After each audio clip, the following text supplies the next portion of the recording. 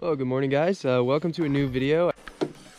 So installation time took about, I'm gonna say maybe an hour, 2 hours. It was just simply, some people remove your intake. I didn't have to do that. For me, I just kind of undid this clamp. I pulled this entire plastic tube out. And then I undid that screw right there, unplugged that sensor, and there's a little screw back there, I think, as well, and you have to do that. And essentially, to take it out, it's a bit of a pain in the neck. You also have to remove this tube right here. Again, I apologize that I don't know what the heck is in this thing. It's been a while, and I did know all the terminology at the time because I was watching a lot of YouTube videos about it. So yeah, you can see it kind of back there. It's really hidden. It's kind of one of those like sneaky hidden mods where it's hard to talk about at car shows because it's just so far in there. But anyway, as you guys can see, we're kind of sticking with the APR theme. We got the APR downpipe, the inlet pipe, which you guys can't see, of course, and then the intake. So the experience of installing it wasn't terrible. It was relatively easy. The hardest thing was trying to get it into the turbo itself, and you have to, once you get into the turbo, I think you have to twist up this way, and it wasn't twisting up because it wasn't latching. Yeah, so all in all, it wasn't too bad. Oh no. We'll give it a nice start up.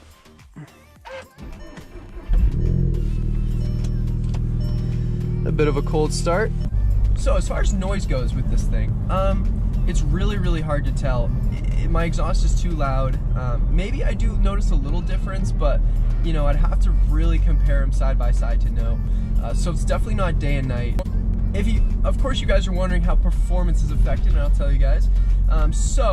The inlet pipe definitely does allow a little bit more airflow. You guys will definitely see that from the stock to the APR. Even I think all the other brands, they all kind of, I mean, you can only make it so big because it has to fit into the stock turbo. So APR, it looks like they just use whatever space they could go with, and I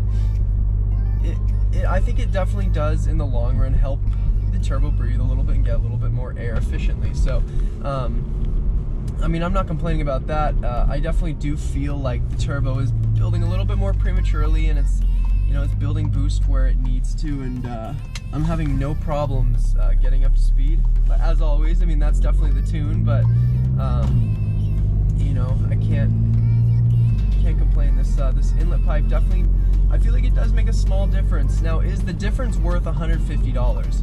I'm pretty sure the average price for these things, you know, they're, I mean, I think you can pick up some other ones for maybe 70, 80, and don't quote me on that. You obviously can look up online and you'll see them, but APR is one of the expensive ones. The reason why I went with APR is because that's kind of the theme of this car.